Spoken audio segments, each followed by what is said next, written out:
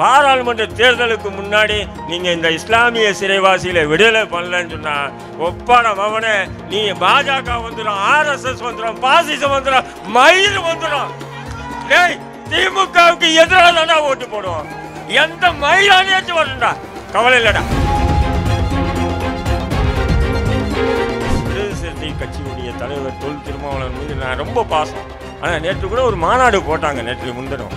அந்த மாநாட்டில் கூட அந்த இஸ்லாமிய சிறைவாசிகளுடைய விடுதலை சம்பந்தமா ஒரு தீர்மானம் போடல. வேதனை அண்ணே, நீங்க கூட திமுக போல எங்களை ஒரு ஓட்டு வங்கியா தான் பாக்குறீங்களே. நீங்க கூட ஏன் நடிக்கிறீங்க திமுக மாதிரி? நீங்க நின்ன அந்த தொகுதியில் தலித் மக்கள் கூட 60-65% வாக்குகள் தான் உங்களுக்கு செலுத்தினான் சிதம்பரம் தொகுதியில். ஆனா அங்க வாழக்கூடிய 100% இஸ்லாமியர்கள் உங்களுக்கு வாக்கு செலுத்தியிருக்காங்க. இது உங்களுக்கு தெரியும். நீங்க நடத்திய மாநாட்டில் 25-40% இஸ்லாமியர்கள் அங்க வந்து சேர்ந்தாங்க. அந்த மாநாட்டுக்கு நீங்க வசூலித்த தொகையில முக்காவாசி தொகை இஸ்லாமியர்களுடைய தொகை. இல்லைன்னு சொல்ல முடியுமா? நாளைக்கு ஓட்டு கேட்க சமுதாய மக்கள் கிட்ட வரதானே போறீங்க, வருவீங்களா இல்லையா? அப்போ நாங்க வைப்பண்டா வேட்டு.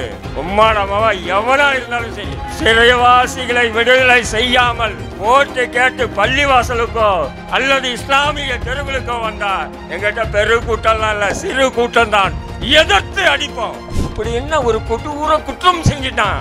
அதை விட கொடூர குற்றம் செஞ்சவன்லாம் விடுதலை ஆறானே, 10 ஆண்டுகளை விடுதலை பண்றாங்களே. அப்போ மற்றவனுக்கு ஒரு நீதி, இஸ்லாமியர்களுக்கு ஒரு நீதியா? வேண்டாம். திமுக போன்று இனி யாரும் இந்த சமூகத்தை ஏமாற்ற வேஷம் போட நாங்கள் விடமாட்டோம். யாரா இருந்தாலும் எதிர்ப்போம். எதிர்த்து அடிக்கிறது தான், பெரிய கூட்டம்லாம் இல்ல, எதிர்த்து அடிப்போம். இந்த சமூகத்தினுடைய விடியல் விஷயங்களுக்கு நாங்க துணிந்து அடிப்போம், துணிந்து நிற்போம். அது திரைப்படத்துல முஸ்லீம்களை தீவிரவாதியா பயங்கரவாதியா இருந்தியா உம்மானமா விஜயா இருக்கட்டும், அஜித்தா இருக்கட்டும், அவங்க அப்பனா இருக்கட்டும், எதிர்த்து போராடும். நானும் சவுக்கு சங்கரும் நல்ல நண்பர்கள். பர்சனலாக நிறைய பேசிட்டு இருப்போம், பர்சனலாக நிறைய பேசுவோம். அது யூடியூப் விவாதங்கள்லையும் கூட நல்லா விவாதம் பண்ணுவோம். ஆனால் மேடையில் இவ்வளோ அழகாக பேசுவாருன்னு இன்றைக்கி தான் நான் பார்க்குறேன். அது மட்டுமல்ல, இஸ்லாமிய சமூகம் சார்ந்த விஷயத்தில் முதல் மேடை ஏறியது சவுக்கு சங்கர் தான். யார் கூட்டாலும் போக மாட்டாப்புல. இப்போ சங்கர் சொன்னாப்புல, இந்த சிறைவாசிகள் விஷயத்தில் உச்ச நீதிமன்றத்தில் தமிழக அரசு சார்பாக எப்படி எதிர்ப்பு தெரிவித்தது? சாதாரணமான எதிர்ப்பு அல்ல, கடுமையான எதிர்ப்பு. எப்போவுமே அரசு சார்பாக 3 விதமான எதிர்ப்புகளை தெரிவிப்பார்கள். ஒன்று சம்பிரதாய முறையிலான எதிர்ப்பு, ஒன்று சாதாரண எதிர்ப்பு, ஒன்று கடுமையான எதிர்ப்பு. 3 விதமான எதிர்ப்புகளை தெரிவிப்பாங்க. ஆனால் இஸ்லாமிய சிறைவாசிகள் விடுதலை விஷயத்தில் கடுமையான எதிர்ப்புகளை தெரிவித்தார்கள். அதுக்கு தான் என்ன பண்ணோம், நானும் நம்முடைய அருமை தோழர் சவுக்கு சங்கரும் தான் யூடியூப் மூலியமாக, அதாவது சமூக வலைதள தொலைக்காட்சி மூலியமாக இதை அம்பலப்படுத்தணும். திமுக அரசினுடைய இரட்டை வேடத்தை அம்பலப்படுத்த, வேற யாருமே அம்பலப்படுத்தலை. இதை பற்றி ஏதோ ஒரு நாட்டில், ஏதோ ஒரு பகுதியில், ஏதோ ஒரு குறிப்பிட்ட மக்களுக்கு எதிராக நடக்கக்கூடிய விஷயமாகவே அப்படியே போகிறாங்க. ஆனால் இதை பொதுதளத்தில் விவாத பொருளாக்கணும். அதனுடைய எதிர்வழி என்னாச்சு? இன்று அந்த சகோதரர்கள் பெரும்பாலோர் வெளியே வந்துடல, விடுதலை ஆகலை. நல்லா புரிஞ்சுக்கணும், விடுதலை ஆகலை. எல்லோருக்கும் பரோல் கொடுத்துருக்காங்க. சில பேருக்கு மட்டும் இடைக்கால ஜாமீன் கொடுத்துருக்காங்க. இதை கூட சில சகோதர அமைப்பு கோபம்தான் வருது, இருந்தாலும் திட்ட முடியல. அவங்க என்ன பண்ணிட்டாங்க, ஏதோ விடுதலை அடைஞ்ச மாரி ஒரு பொதுதளத்தில் கொண்டு போகிறாங்க. விடுதலை இல்லை. பாராளுமன்ற தேர்தல் வருது. அந்த பாராளுமன்ற தேர்தலுக்காக என்ன பண்ணுறாங்க, அது வரையிலையும் இந்த பரோல் கிரல் கொடுத்து இந்த சமூக மக்களை ஏமாற்றலான்னு சொல்லி நினைக்கிறாங்க. நீங்கள் விழிப்பாக இருங்க, விழிப்புணர்வோடு இருங்க. அதுக்கு துணை போகிறதுக்கு சமூக அமைப்பு தலைவர்களே தயாராக இருக்காங்க. அவங்களுக்கு தேவை சில சீட்டும் சில பெட்டி நோட்டுகளும் இருந்தால் போதும். நான் என்ன நினைக்கிறேன்னா, திமுக இஸ்லாமிய சிறைவாசிகளை விடுதலை பண்ணிட்டாங்கன்னா ஆதரிச்சுட்டு போகிறோம். அதுதானே நம்முடைய கோரிக்கை. ஏன் அண்ணா அறிவாலயத்துக்கு முன்னாடியே பெரிய ஒரு கூடை நிறைய லட்டு வாங்கிட்டு போயிட்டு நானே பங்கு வைக்கிறேன். வாழ்க வாழ்க திமுக, வாழ்க திராவிட மாடல், வாழ்க சமூக நீதி அரசுன்னு லட்டு கூட நிறைய லட்டு வாங்கிட்டு போய் நம்மளாம் போய் பங்கு வைக்கலாம். ஏன்னா எங்களுக்கு மாறுபாடு இல்லை. திமுகவை எதிர்க்க வேண்டிய விஷயம் எதுக்குன்னு சொன்னால், இந்த இஸ்லாமிய சிறைவாசிகளுடைய விடுதலை என்கின்ற அந்த கோட்பாட்டு கொள்கைக்காக தான், வேற ஒன்றும் இல்லை.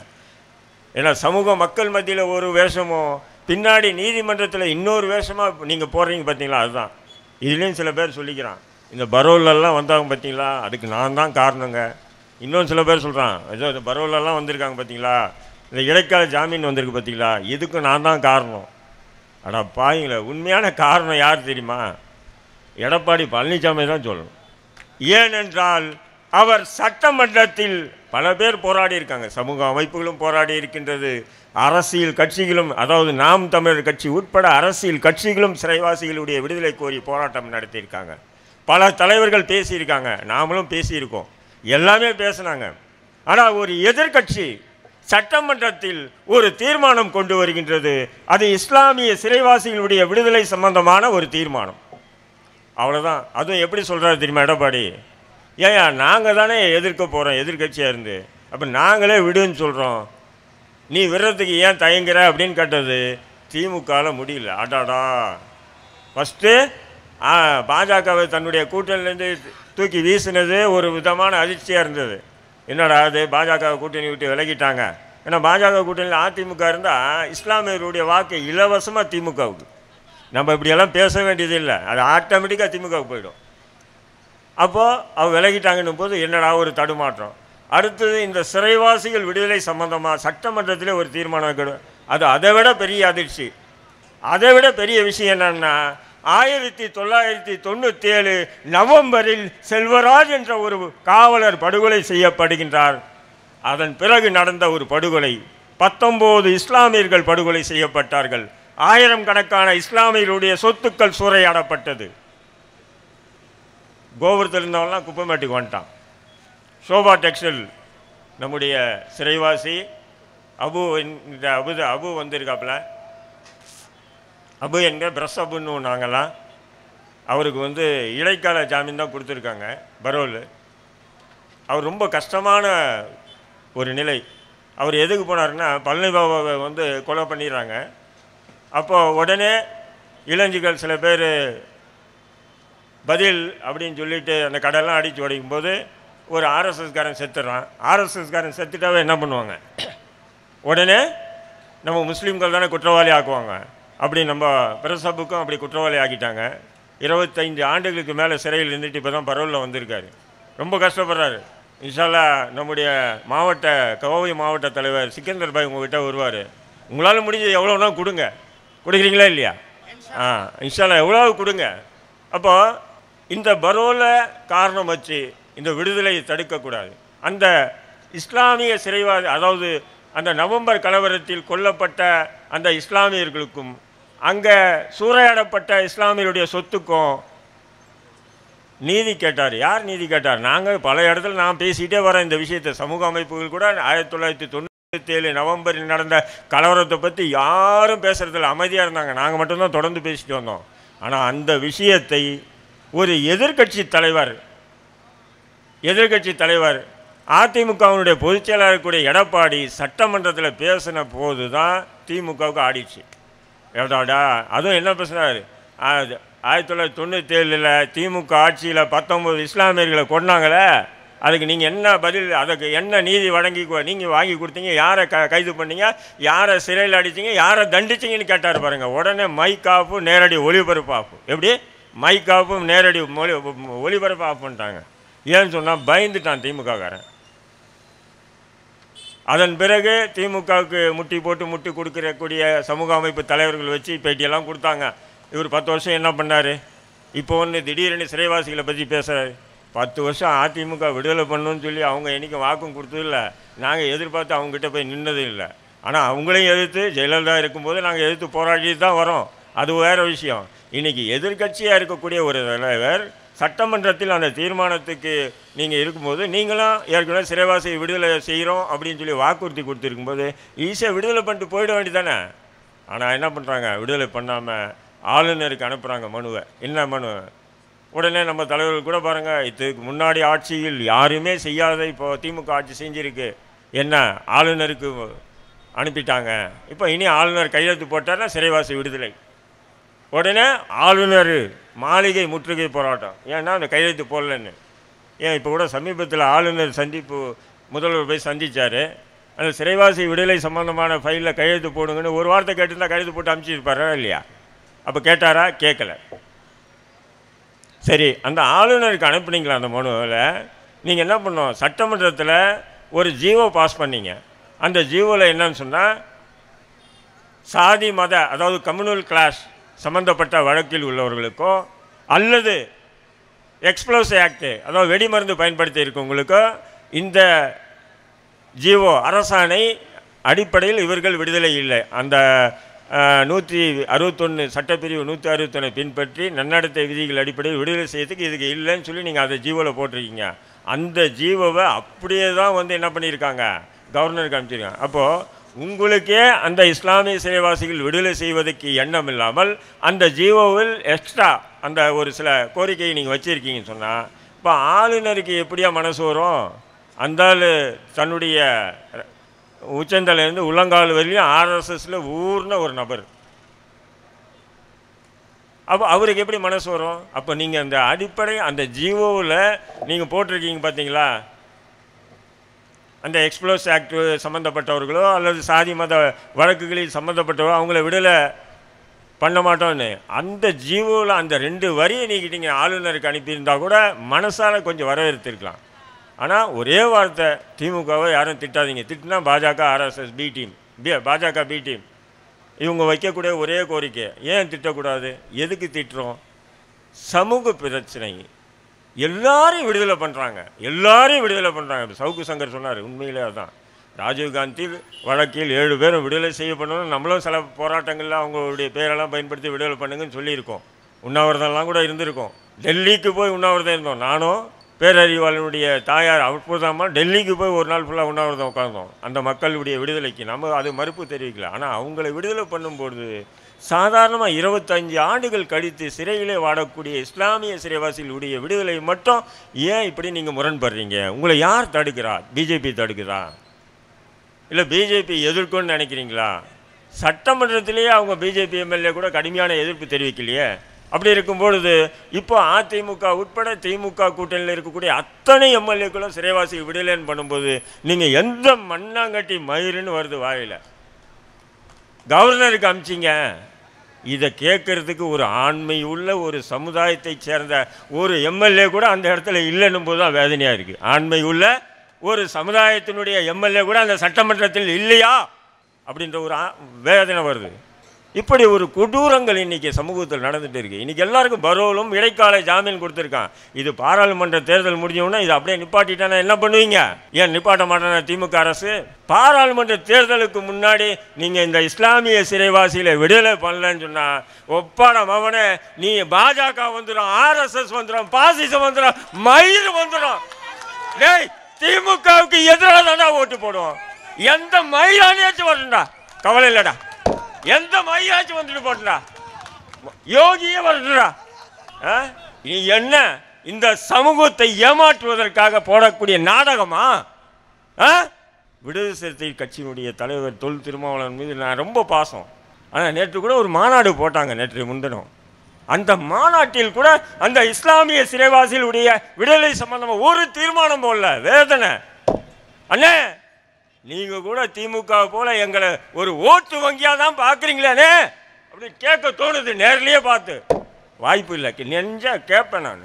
ஒரு ஒரு ஒரு தீர்மானம் போடல. முதல்வருக்கு முன்னாடி அந்த தீர்மானம் போட்டிருந்தா அந்த சிறைவாசிக்கு விடுதலை செஞ்சிருப்பாங்களா? ஏன் நீங்கள் கூட ஏன் நடிக்கிறீங்க? திமுக மாதிரி ஏன் நடிக்கிறீங்க? நீங்கள் நின்ன அந்த தொகுதியில் தலித் மக்கள் கூட 60-65% வாக்குகள் தான் உங்களுக்கு செலுத்தினான் சிதம்பரம் தொகுதியில். ஆனால் அங்கே வாழக்கூடிய 100% இஸ்லாமியர்கள் உங்களுக்கு வாக்கு செலுத்தியிருக்கா. இது உங்களுக்கு தெரியும். நீங்கள் நடத்திய மாநாட்டில் 25-40% இஸ்லாமியர்கள் அங்கே வந்து சேர்ந்தாங்க. அந்த மாநாட்டுக்கு நீங்கள் வசூலித்த தொகையில் முக்காவாசி தொகை இஸ்லாமியர்களுடைய தொகை. இல்லைன்னு சொல்ல முடியுமா? ஆனால் நீங்கள் கூட திமுக எப்படி இஸ்லாமியர்களை ஒரு ஓட்டு வங்கியாக பயன்படுத்துகிறீங்களோ அதேமாரி பயன்படுத்துறீங்க நினைக்கிறீங்களே. வேதனை என்ன? ஏன் அண்ணன் என்னன்னு கூப்பிட்றீங்கன்னு நினைக்கிறீங்களா? அவ்வளோ பழகிட்டோம் இல்லையா? பாசம் வேண்டாம். திமுக போன்று இனி யாரும் இந்த சமூகத்தை ஏமாற்ற வேஷம் போட நாங்கள் விடமாட்டோம். யாரா இருந்தாலும் எதிர்ப்போம். எதிர்த்து அடிக்கிறது தான், பெரிய கூட்டம்லாம் இல்லை, எதிர்த்து அடிப்போம். என்ன நிலை இந்த சமூகத்தினுடைய உயிர்நாடி பிரச்சனை. அரும்பு மீசையோட சிறைக்கு போனவன் நரைச்ச தாடியோட நரைச்ச மீசையோட அந்த வரவில் வந்திருக்கு. அவனை போய் பார்க்கும்போது கண்ணீர் வருது. 84 வயது பாஷாபாய், சுகர் உட்பட எல்லா நோயும் இருக்கு.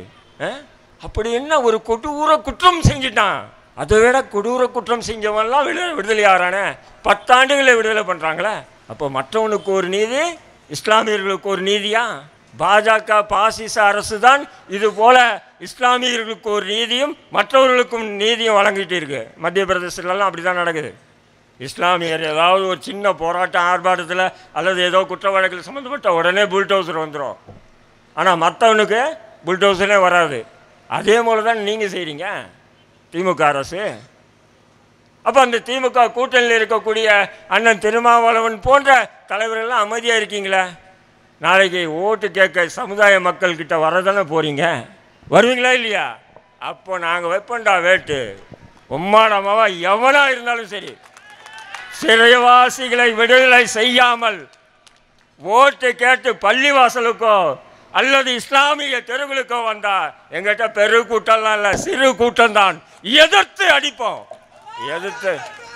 எதிர்த்து அடிப்போம்னா எதிர்த்து தாக்குதில்லை, எதிர்ப்பு தெரிவிப்போம். இன்னைக்கு நீங்கள் செய்யக்கூடிய இந்த துரோகத்தெல்லாம் நாங்கள் அம்பலப்படுத்தோண்டா. என்ன மதச்சார்பின்மைன்றீங்க, மண்ணாங்கட்டின்றீங்க, மயிரின்றீங்க. இஸ்லாமிய சிறைவாசிகள் விடுதலையை மட்டும் திமுக கூட அணிதிரண்டு நிற்கிறீங்கன்னு சொன்னால் என்னைக்கு தான் எங்களுக்கு நீதி கிடைக்கும்? ஒவ்வொரு காலகட்டத்திலையும் இந்த சமூகத்தினுடைய வாக்குகளை பெற்று எம்எல்ஏவும் எம்பியாவும் முதல்வராகவும் ஆயிடுவீங்க. ஆனால் அந்த சமூகத்தினுடைய உயிர்நாடி பிரச்சனைகளுக்கு நாங்கள் வைக்கக்கூடிய கோரிக்கையின் போது நீங்கள் செவி சாய்க்க மாட்டீங்கன்னா அப்படிப்பட்ட மண்ணாங்கட்டி மயிறு உங்கள் கட்சியை வேண்டாம், உங்களுடைய ஆதரவு வேண்டாம், உங்களுடைய பாதுகாப்பு வேண்டாம், எங்களுக்கு படைத்த இறைவன் இருக்கின்றான் என்று போட்டு போயிட்டே இருப்போம்.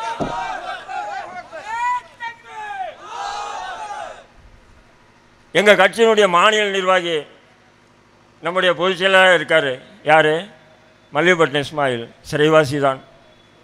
எல்லாமே அப்படி தான். சுலைமான் சேட் துணைத் தலைவர் சிறைவாசி தான். நம்ம சாதிக் துணைத் தலைவர் அவரும் சிறைவாசி தான். இப்படி நிறைய பேர் இருக்காங்க நம்ம இது மாநில நிர்வாகிகள். எதுக்கு சிறைவாசி உங்களெல்லாம் அச்சப்படுத்தி உங்களை மிரட்டி உங்கள்கிட்ட வந்து காசை பறிக்கிறதெல்லாம் இல்லை. இப்போ இந்த நிகழ்வு கூட ஒரு 2 லட்சம் ரூபாய் தான், ஆளுக்கு 5, 10ன்னு போட்டு அவசர அவசரமாக நடத்தினது தான். இது பிரம்மாண்டமாக நடத்தின பொதுக்கூட்டம் இல்லை. இது சிம்பிளாக ஏற்பாடு பண்ணி சிம்பிளாக நடத்தின பொதுக்கூட்டம் இது. ஏன்னு சொன்னால் எங்களுடைய அழுகுரல்கள், எங்களுடைய வேதனைகள், எங்களுடைய ஆதங்கத்தை உங்கள் முன்னாடி கொட்டுறோம். இங்கே உளவுத்துறை அதிகாரிகள்லாம் வரிசையாக நின்று நம்மளுடைய பேச்சுக்களை வந்து குறிப்பெடுக்கிறாங்க. நிச்சயம் இது திமுக அரசுக்கு போவோம். அந்த இஸ்லாமிய சிறைவாசிகளுடைய விடுதலைக்கு ஒரு விடியல் கிடைக்கின்ற ஒரு நப்பாசை தான், வேறு ஒன்றும் இல்லை. இல்லைன்னு சொன்னால் இந்த திமுக ஆளுங்கட்சி எதிர்த்துட்டு வழக்குகள் பல வாங்கிட்டு ஜெயிலு பெயிலு கோர்ட்டு கேஸுன்னு பாபா மாரி நாங்களும் அழிஞ்சிட்டு இருக்கோம்னா என்ன காரணம்? இந்த சமூகத்தினுடைய விடியல் விஷயங்களுக்கு நாங்கள் துணிந்து அடிப்போம், துணிந்து நிற்போம். அது திரைப்படத்தில் முஸ்லீம்களை தீவிரவாதியாக பயங்கரவாதியாக இருத்தியா உம்மானமாக விஜயாக இருக்கட்டும், அஜித்தாக இருக்கட்டும், அவங்க அப்பனாக இருக்கட்டும், எதிர்த்து போராடும். அதேமாரி சில அரசியல் கட்சிகள் தன்னுடைய அற்ப விஷயத்துக்காக இந்த சமூக மக்களையோ இந்த சமூகத்தினுடைய முக்கியமான பிரச்சனைகளுக்கு எதிராக செயல்பட்டால் அவங்களே எதிர்த்து களமாடுவோம். எங்களுக்கு பாபா அப்படி தான் கற்றுக் கொடுத்துருக்காரு. எங்களுக்கு நடிக்க கற்றுக் கொடுக்கவில்லை. இருக்கிறது உண்மையாக பேசு, அடித்து போயிட்டு அவரும் அப்படி தான் பேசினார். ஜெயிலு கோர்ட்டு கேஸு வெளியே, அப்புறம் பெயிலு வெளியே வந்தார், அப்படியே போயிட்டார். அதேமாரி தான் நாங்களும் போகணுன்னு ஆசைப்படுறோமே தவிர ஏதோ இந்த உலகத்தில் இந்த நாட்டில் ஒரு 5000 வருஷம் 50,000 வருஷம் இல்லை 10 வருஷம் இல்லை இதெல்லாம் இல்லைடா. எங்களுக்கு முன்னாடியும் ஒன்றும் இல்லை, பின்னாடியும் ஒன்றும் இல்லை. முன்னாடி ஒன்றும் இல்லை, பின்னாடி ஒன்றும் இல்லை. என்னென்னா பின்னாடி சொத்து சொகமும் நாங்கள் சேர்த்து வைக்கல, முன்னாடி மிகப்பெரிய ஒரு வம்சமும் இல்லை, போயிட்டே இருப்போம். அதனால் எங்களை வந்து தயவு செய்து சொல்கிறேன், இந்த சமூகத்தை ஏமாத்தாதீங்க, எங்களை ஏமாத்துங்க. எங்களை இன்னும் ஜெயிலில் இன்னும் போடுறீங்களா போடுங்க, இன்னும் கொடுமைப்படுத்துறீங்களா கொடுமைப்படுத்துங்க, இன்னும் என்னென்ன பண்ணுறீங்களோ பண்ணுங்க. நாங்கள் இருந்தாலும் என்ன பண்ணுறோம், இந்த சமூக பிரச்சனைகளில் அதுவும் ஆண்மை உள்ள சமூக பிரச்சனை ஆண்மைத்தனமாக நாங்கள் எதிர்த்து கேட்டுட்டு தான் இருப்போம். இன்றைக்கி கூட நாங்கள் ஒரு தீர்மானம் போட்டிருக்கோம், 7 தீர்மானங்கள். பெருமைக்காக சொல்ல, இந்த தீர்மானங்களில் வந்து எந்த ஒரு இஸ்லாமிய அமைப்பும் இது போல் தீர்மானங்கள் போட்டதே இல்லை. இது போல் தீர்மானங்களே போட்டதில்லை. இன்றைக்கி நாங்கள் அந்த 7 தீர்மானம் போட்டிருக்கோம். நிச்சயமாக இந்த தீர்மானங்களை பற்றி நம்முடைய அன்பு தம்பி சாதிக்கு வாசிப்பார். இந்த தீர்மானங்களை வாசிக்கும்போது நீங்கள் நிச்சயமாக என்ன பண்ணுங்க, அல்லாஹ் அக்பர் என்ற கோஷத்தோடு நிப்பாட்டுங்க, கச்சாமச்சான் கத்தாதீங்க. ஏன்னா இந்த தீர்மானங்கள் நாம் போட்டு அரசுக்கு அனுப்பி நிச்சயமாக இந்த அரசு வஞ்சிக்கக்கூடிய இந்த அரசுக்கு எதிராக நாம் களமாட வேண்டும். அதுக்கு நீங்கள் துணை நில்லுங்க. இன்ஷா அல்லாஹ் இந்த சிறு கூட்டம் தான், நீங்கள் துணை நின்னால் போதும், பல வெற்றிகளை பாபாவின் மாணவர்கள் நாம் பறிக்கலாம் என்று கூறி விடைபெறுகின்றேன். நன்றி.